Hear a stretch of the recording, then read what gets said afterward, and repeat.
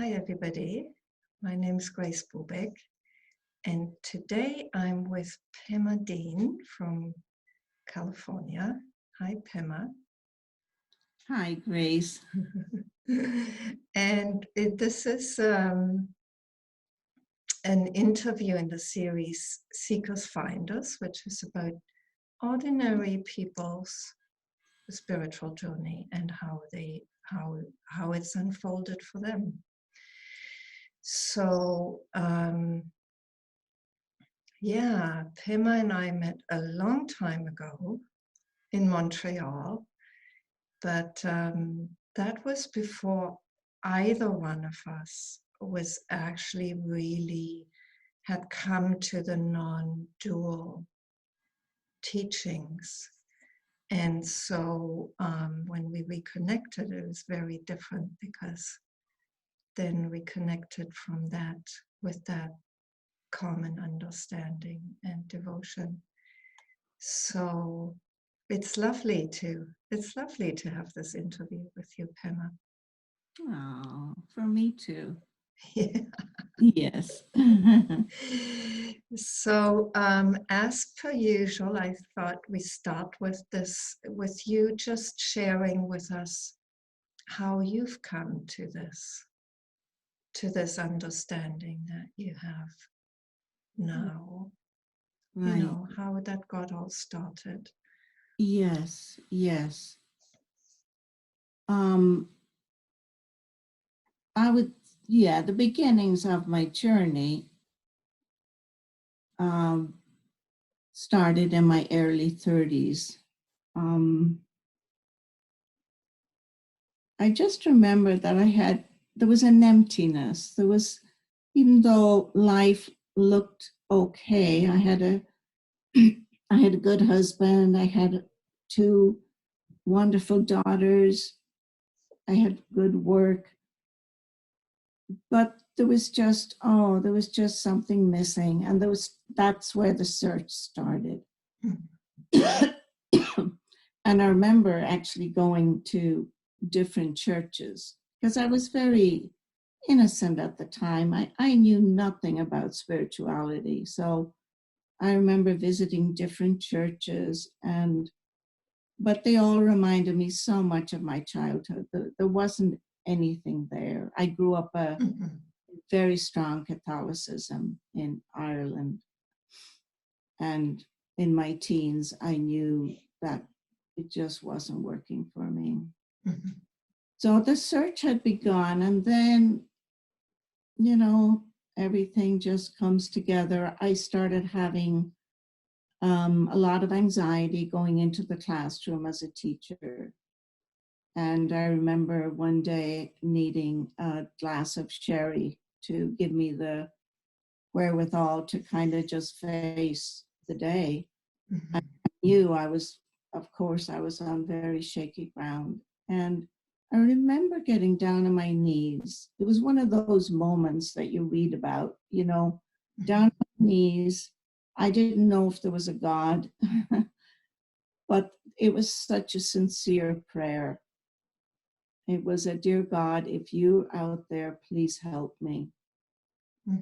And that very same week, I heard about this therapist, and she was a very unusual lady. She was already in her 70s. She was quite blind, but she was perfect for me and helped me really go back into the childhood and release a lot of the emotional baggage that I didn't even know I was carrying.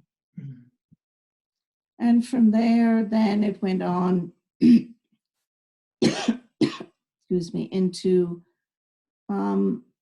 an attraction to New Age material all that time through my 30s. And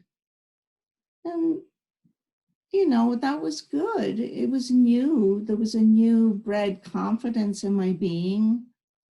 Yeah, it's empowering to a lot of people. Yes. When they're looking for maybe just a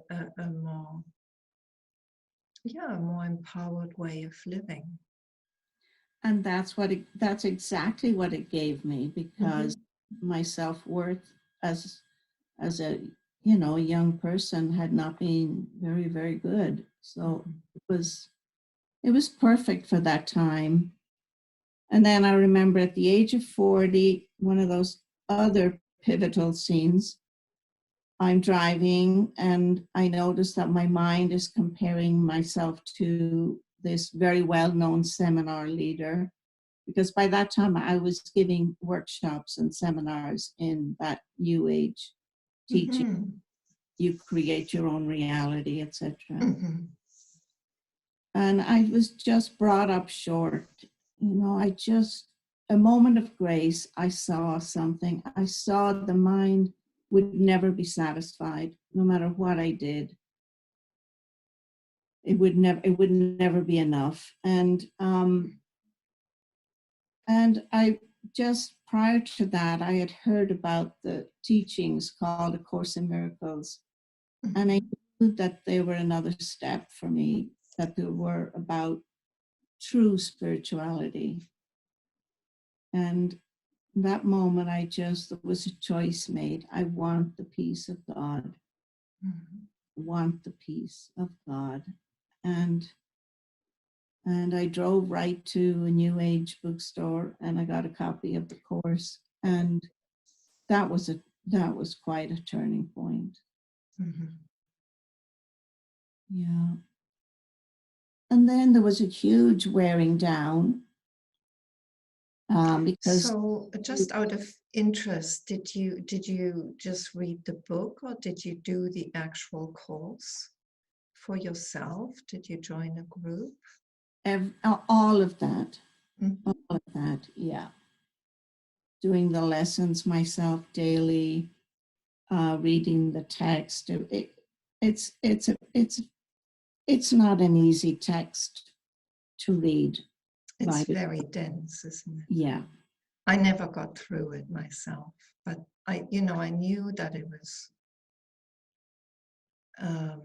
truthful, Right. but I found it inaccessible to myself.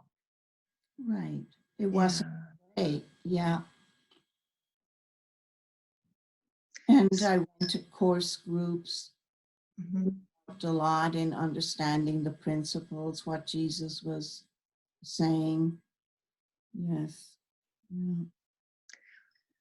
How would you describe, what do you feel those years with the Course of Miracles?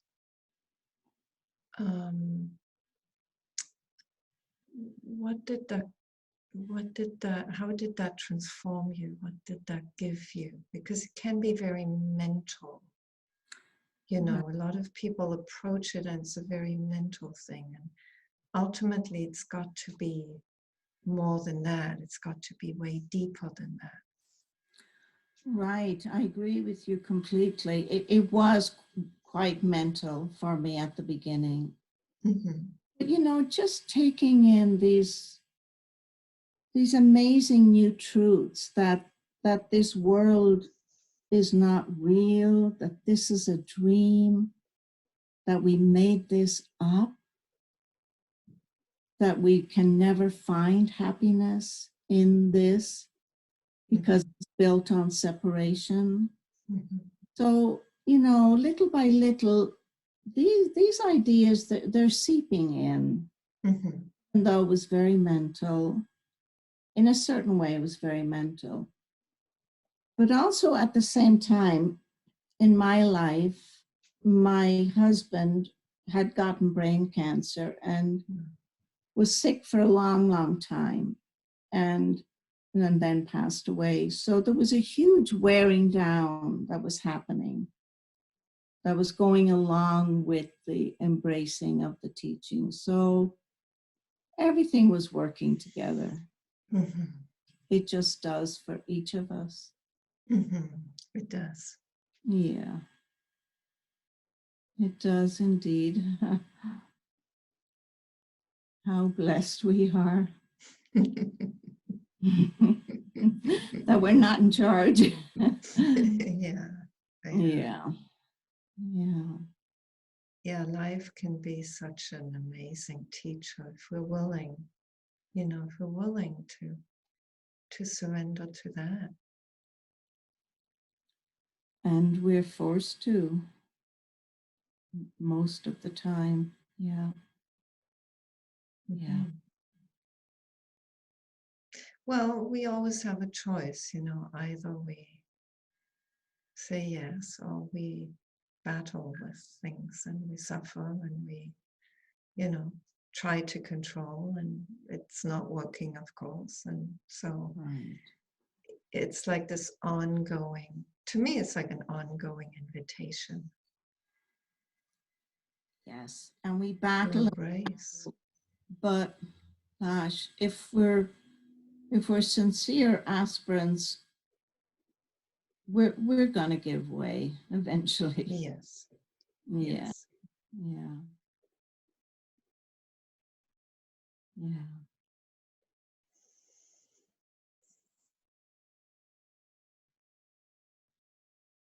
So this Course of Miracles part of your journey sounds like it was a long time.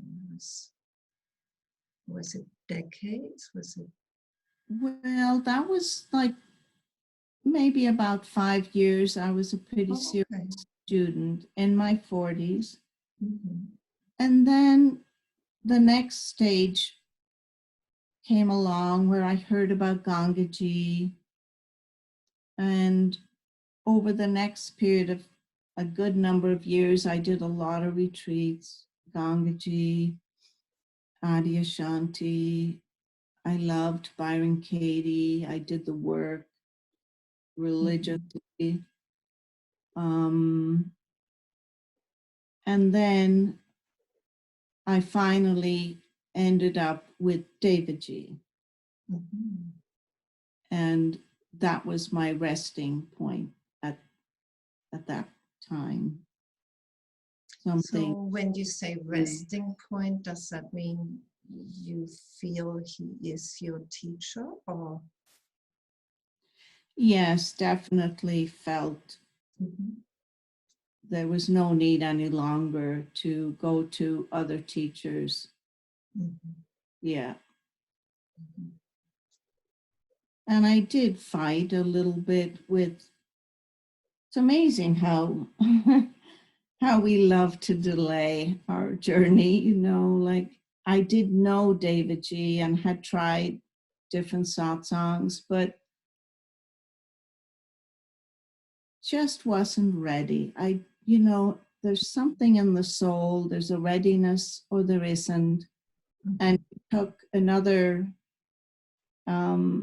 step in my life to prepare me for Davidji, which was a divorce. I had remarried, and with the separation from my second husband and a divorce, I was thrown into major pain, kind of devastation, you know, being gutted kind of feeling. And just shortly after that, I went to satsang with Davidji, and I knew that was it. I'm ready now. I'm really ready to do the work. Yeah.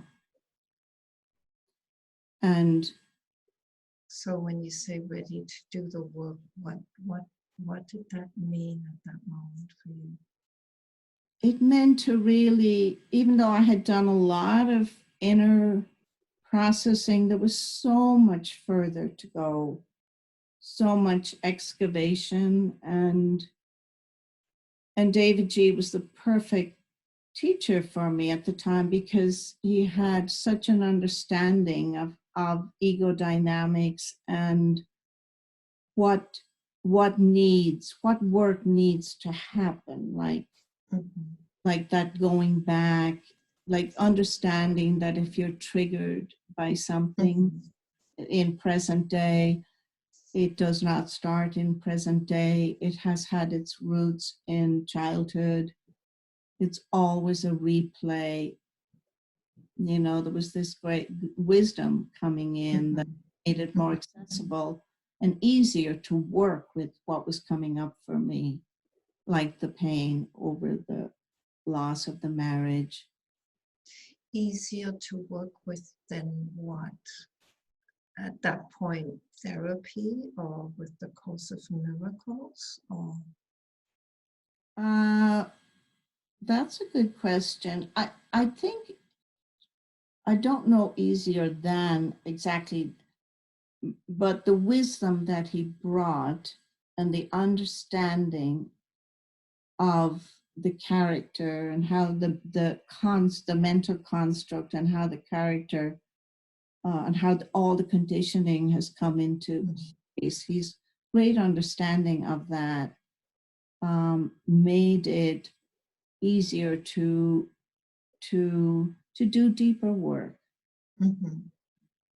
With that understanding. It gives courage. Yes. You know, I'm asking because like you, I actually went to therapy first before really opening up spiritually. So I had an experience of emotional healing that was really just at a personality level. Right. And, you know, I went to therapy for a long time. It was 8 or 9 years in all. And there was a lot of healing in that for me. Mm. But when I met with Gangaji and I saw how she worked with people coming to her with certain emotions or with certain conditioning. But, you know, opening to that from an understanding that was so much more vast than the personality.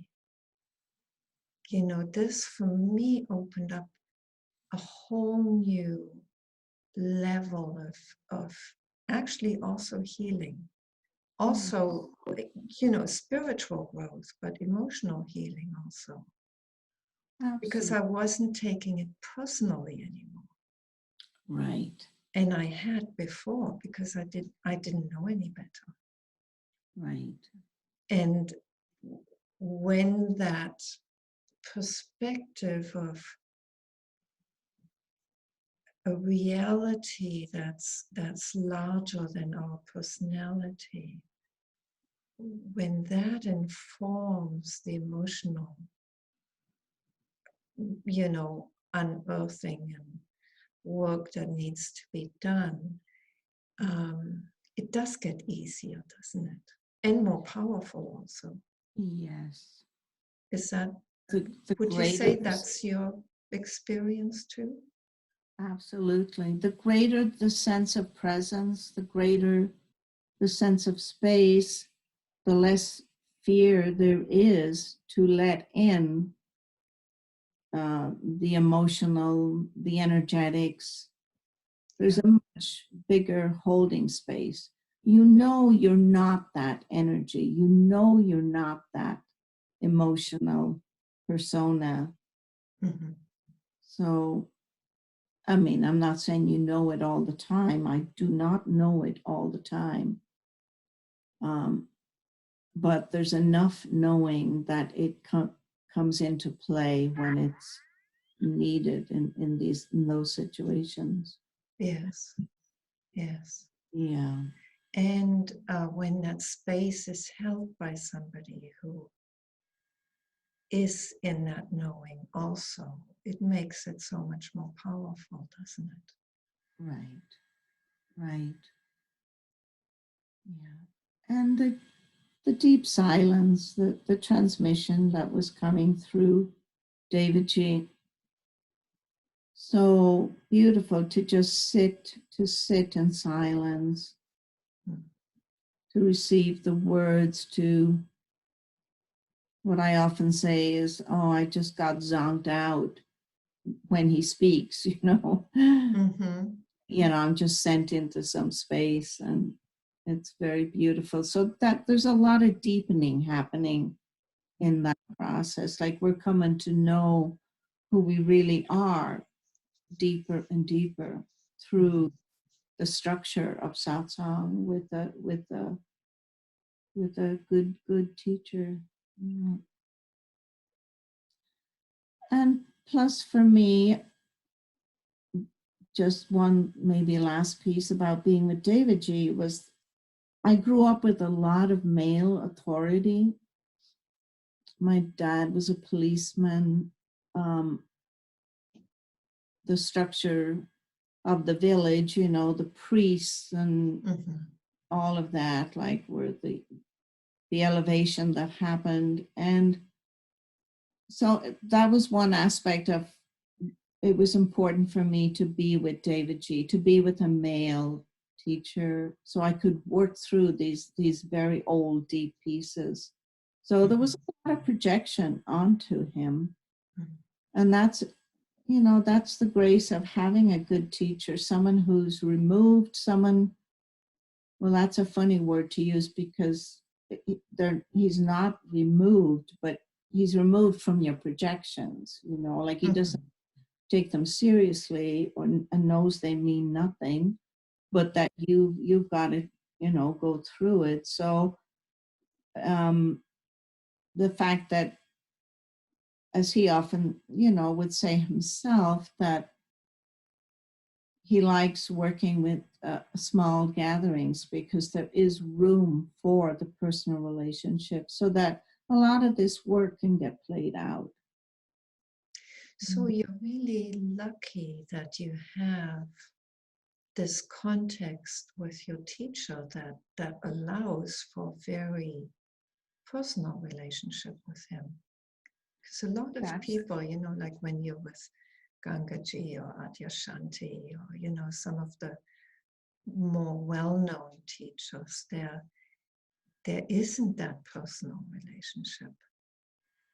No, it's not possible. It's just not possible, except for maybe a few who are close in. If we're going on retreats, that won't, that gift is not part of it. There are other gifts, but yeah, so that's one of the gifts of being with a teacher who doesn't have who has chosen a way, not, you know, like not to have huge gatherings. That this particular kind of work can happen.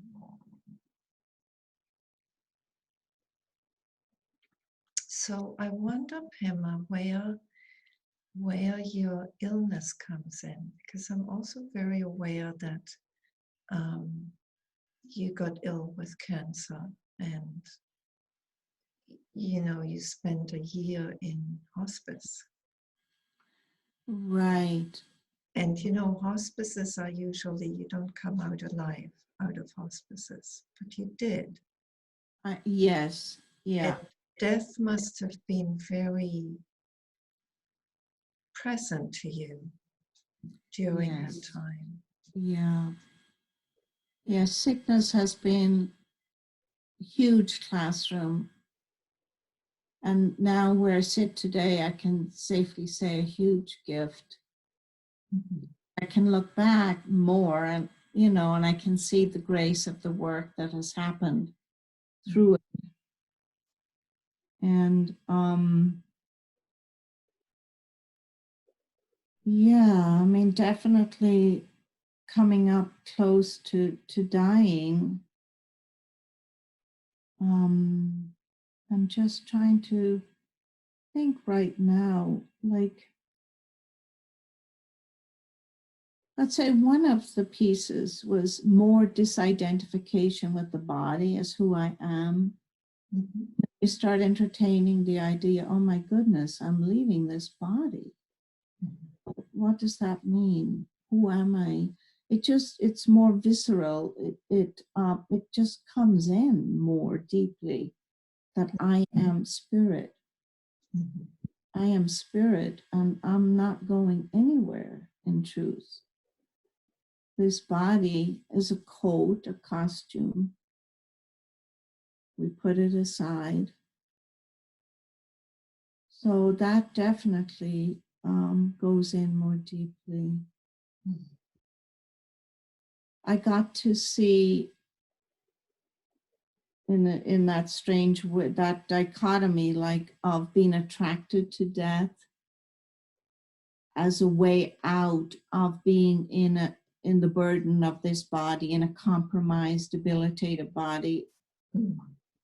It's not much fun for any of us, you know. And so I could see the attraction to death and begin to see through that and know that's not the answer. It looks so inviting at times. Oh my goodness, I want to go to the light. I'm leaving.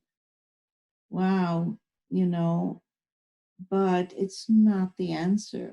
We must know who we are, no matter where we are, in or out of a body. And it appeals greatly to the mind, as all desires do. You know, they seem to hold out the answer. So, I mean, that still comes and goes, that attraction to death.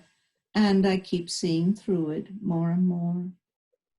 Well, you know, I think we're hardwired to not want discomfort or pain, you know, whether in the body or emotionally. You know, it's like we're just, that's just how we're made, you know, that's how we're set up. But there can be more and more awareness of that. And with that awareness also comes the choice to just allow the pain, to just accept the pain for what it is. Yes. You do learn more to receive it, to welcome it, to know that it is karma burning off. Yeah, it's not happening for no reason. And being with discomfort,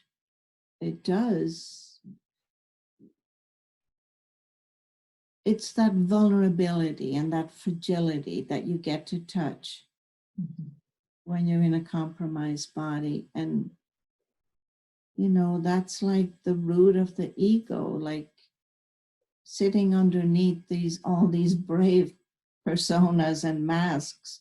There's such an incredible layer of vulnerability and fragility, because, you know, we kind of know we don't really exist, you know.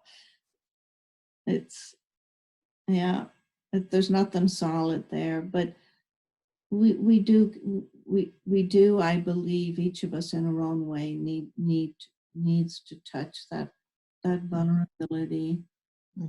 That, you know, there's an opening of the heart, there's a tenderness that comes in, that there's such a beauty in that, you know, like you feel walls just kind of falling down, little walls I might have with different people, separating thoughts, judgments, fear.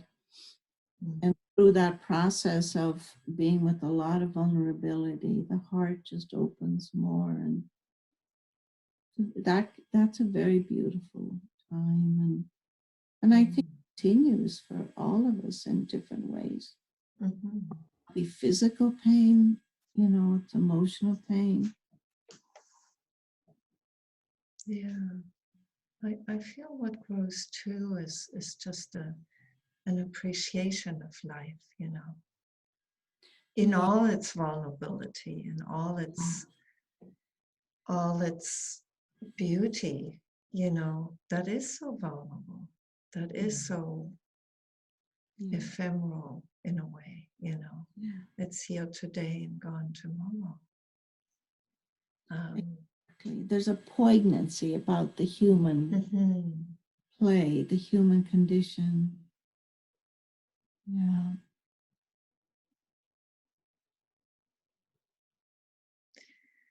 So in this, are you still working with the Course of Miracles, or has that fallen away? Well, that came back again quite strongly a good number of years ago, and it just feels like such a gift, such an important part of my spiritual life. And now with all the work with David G and deeper knowing of myself, I'm able to read the course and really take it in more too. Like when Jesus tells me, you are the light of the world. You are the light of the world. I am light. I am light. You know, I really begin, I can take it in. It's not mental, it's not intellectual. It's, oh my God, I am the light of God. Untouchable. Yeah. Always eternal. So the course gives me that, you know, there's daily lessons that it's just a systematic, kind of nearly methodical way of really telling you who you are and inviting you to repeat the lesson through the day. So it keeps going in and in, and you feel it. You feel it. Yeah.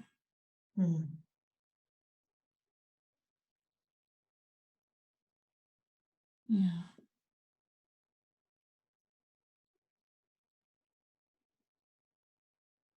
You are the light of the world, Grace. I am the light. And that's the great joy. We start seeing others, you know, as that more. Yeah. And then things start really lighting up, and yeah, it's a process. Yeah. I'm just struck by how, you know, these days there's so many teachings available from so many different teachers, and somehow we seem to find what really helps us and what we really need. You know, it just kind of comes into our lives. I know. And for me, it just feels like such a blessing, you know, that all these teachings are available, because not so long ago it was like the Catholic Church and the Protestant churches, and that was pretty much it in the West. Yes. You know, and just like you, I knew that my Protestant background wasn't going to give me anything that I was looking for. And then, you know, from there, things just kind of really opened up so much. And they do that these days because all these teachings are now available. Yeah. Plus, you know, the true teachings of Jesus, the mystical ones, also are available, you know. Right. So if that calls us, well, that's available too. Right.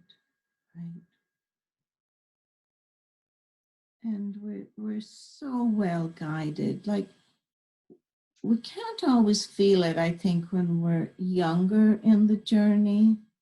There's a lot more doubt, you know, of the different steps. Are we doing the right thing? Yes. But as you get older and you look back, oh my goodness, you can see how laid out it all was, and how perfectly, divinely inspired each step each decade of your life, you know. Yeah. And how divinely guided, you know, even if it was through our own,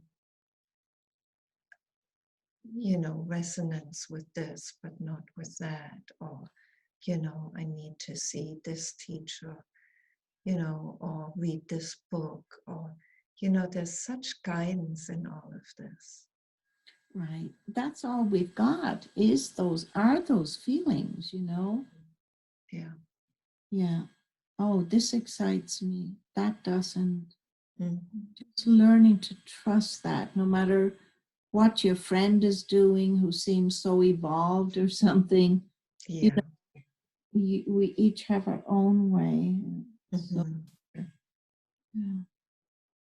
And I feel, you know, as we are maturing in our journey, you know, that becomes more and more obvious, like you say. Yeah. And we start trusting that more, like there is a lot less doubt. Yes. And we wait, you know, if we don't know what to do, Mm-hmm. you know, we go do A or B? We wait. Mm-hmm. And we know that we'll know. Mm-hmm. I love to, when I don't know what to do, I just love to give it to the Holy Spirit and just say, I don't have a clue what to do here, but I'm waiting. Yeah, I would say I trust the not knowing, and I also trust the Yeah. knowing, you know, because somehow the knowing always comes sooner or later.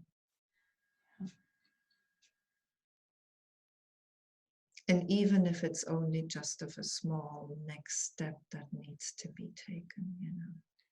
Exactly. But we learn so much through each of those little episodes, you know, not knowing and then we know. And yeah. Mm.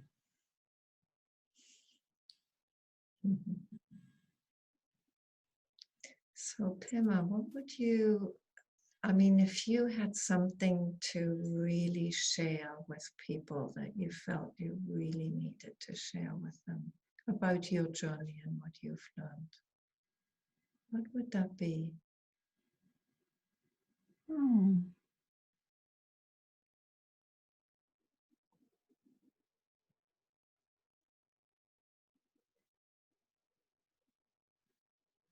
I think what's coming is that, like, it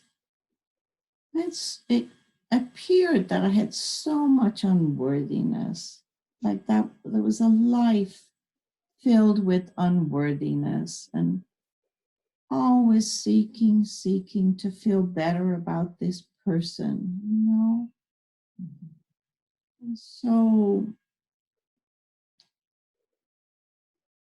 such a strain, you know, that's seeking the self-improvement that you think the self-improvement is going to answer. You know, you're going to feel better about yourself. And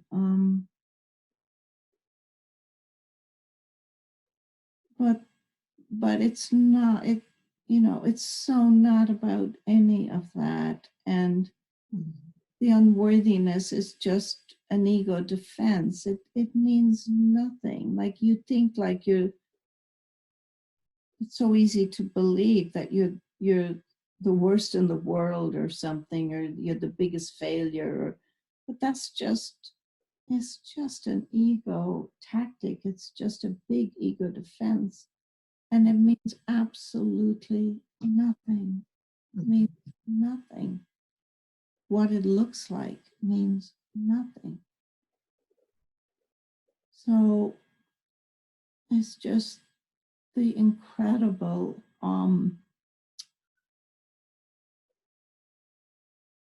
just coming to know who we really are, and the beauty of what we are, and the light that we are, the love that we are. it is amazing, really.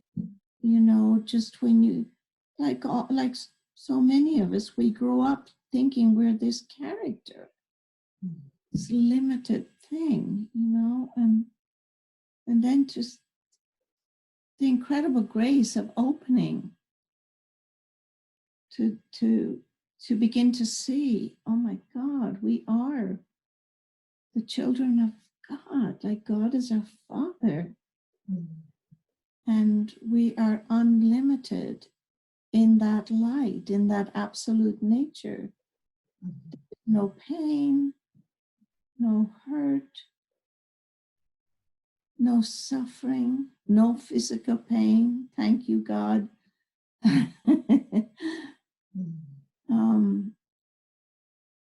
It's a profound journey. It really is from darkness to the light, isn't it? Yeah. Yeah.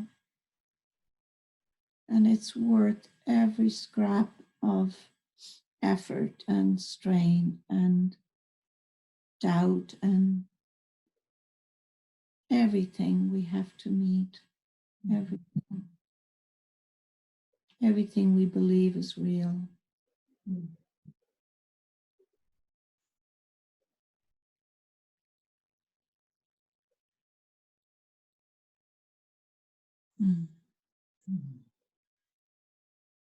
So maybe we are beyond this question, but I want to ask it anyway, just because it comes to ask you. What have you found on your journey?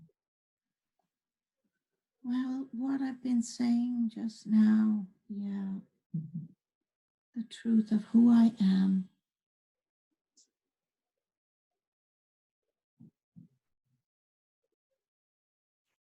Peace, the presence of God, quiet. And then the different qualities, the different attributes, the joy at times, the vibrancy at times, happiness.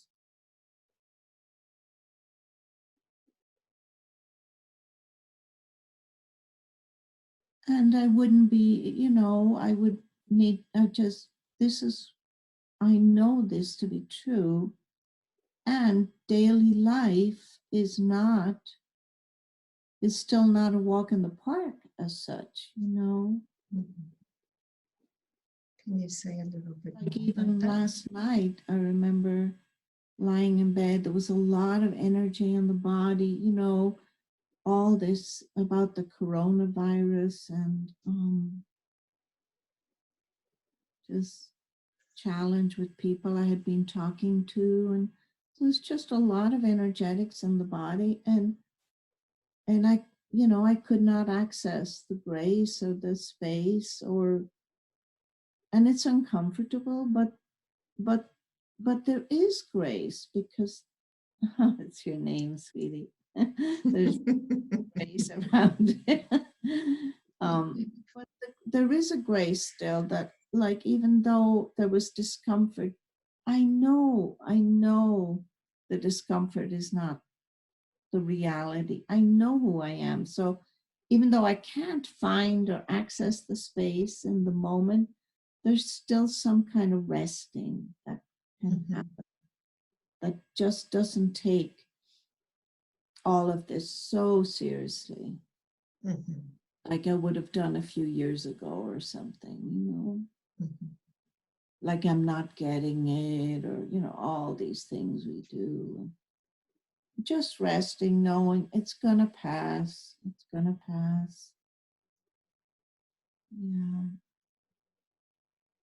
Well, you mentioned something very interesting, you know, which maybe it's just worth also mentioning that,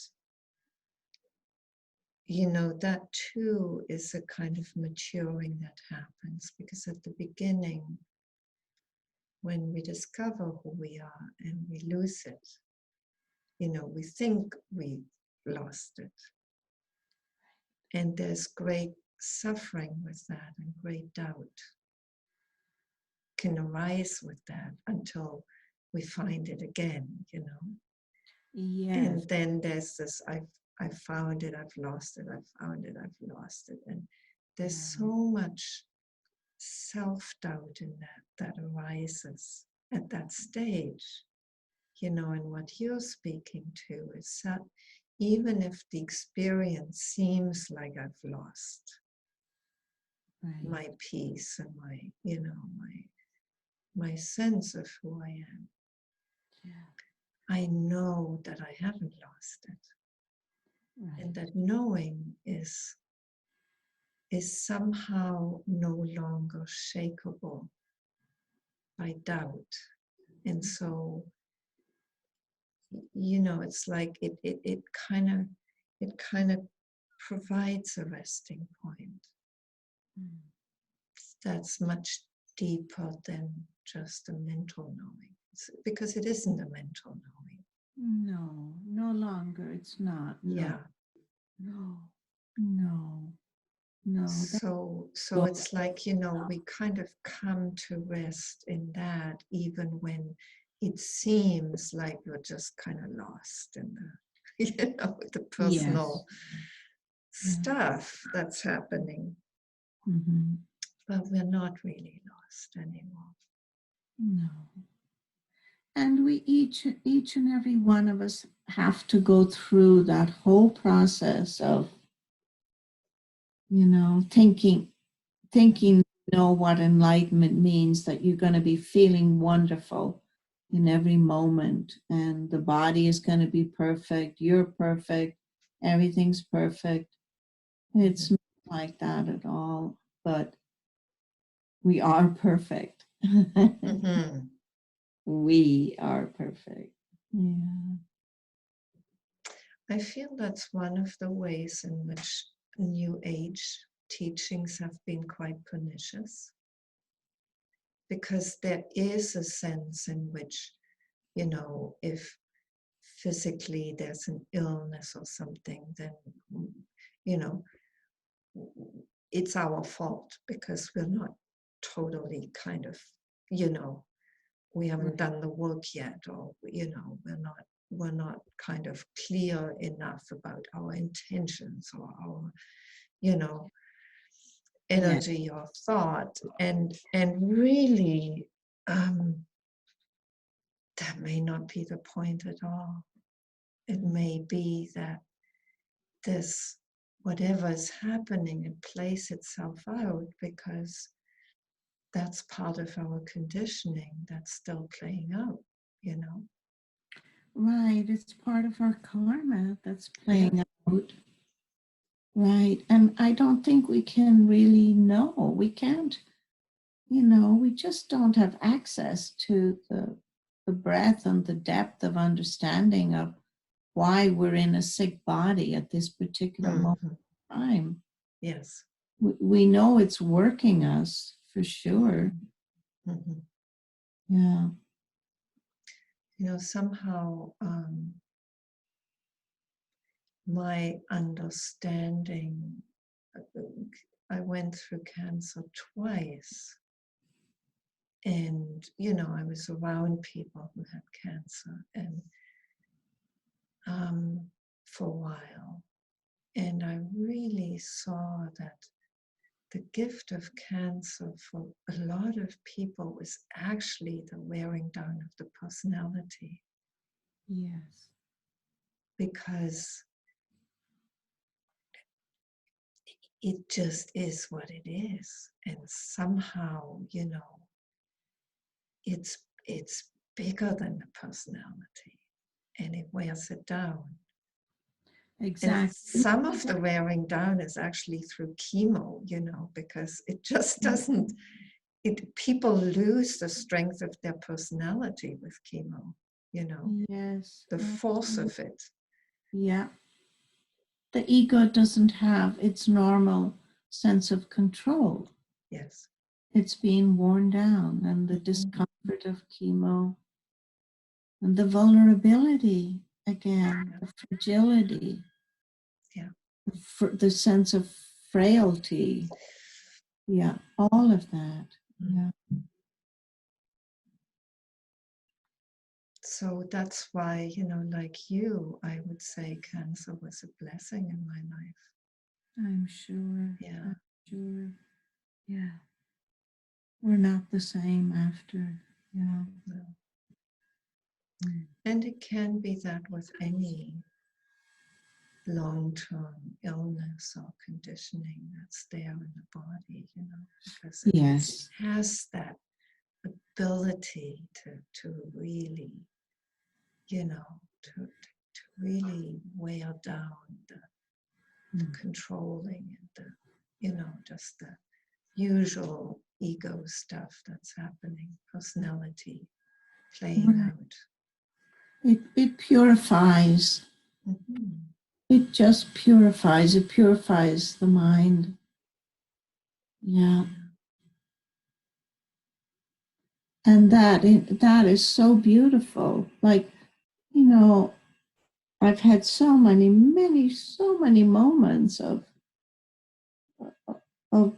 beauty in the midst of sickness that you wouldn't want it any other way. As you feel your soul deepening and God coming in more, and the only thing that can really fulfill us is coming in. So it's what we asked for. Yes, it's what we ask for when we start on this journey. Yeah. Not knowing what it is we're truly asking, what we're asking for, ultimately. Yeah. Yeah. Yeah. But somehow it comes as it needs to. Yeah.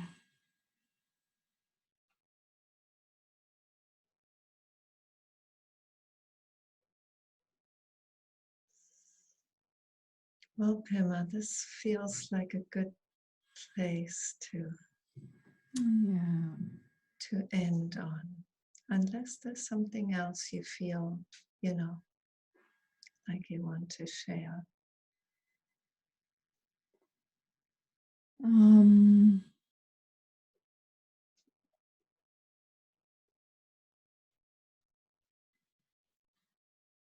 Yeah, just the only little, for anyone listening, for myself, keep going. Keep going. The gifts are waiting. Yeah. Yeah, that's wonderful. And actually, you mentioned in an email also that you have a blog where you write about. Yes, if anyone would like to, I post regularly on this blog, and it's actually a chronicle of my journey in a strange way. I started writing in 2010. And so that's actually 10 years of, and I usually write from where I'm sitting at the moment, and that has evolved over the years. And the blog, it's called the vibrant.typepad.com. The vibrant.typepad.com. Mm-hmm. Okay. And I'm also on Facebook. I post on Facebook, and I love that, and I love exchanging with people in a way to join. Yeah. Beautiful. Yeah. So if you want to, if you feel drawn to Pema's sharing about your journey, you know where to go. And Pema, I'd just like to thank you for agreeing to do this interview. I feel, somehow there is this light that's shining in you. And I felt, that would be something beautiful that you would have to share with people. how that, how that came to be, Yeah, how I know. you came Yeah. to that. It's been really lovely for me, Grace. Thank you. Just connecting with you and also just kind of, looking back, putting the pieces together. Very, Mhm. very sweet. Mhm. Yeah. Mhm. Yeah. Mhm. Yeah. So thank you again. Mm. And I just want to say too, if you happened on this interview and you don't know about this series, you can go to the YouTube playlist. It's called Seekers Finders. And you can also go to the living-from-love.com website, and you'll see all the videos posted there on the page with the Seekers Finders videos, which is under the Watch tab. So yeah, may it be helpful for you and those who watch. And there'll be more videos posted in the future. So thank you again, Pema, and we'll see you soon again. Blessings, dear Grace. Blessings. Mhm.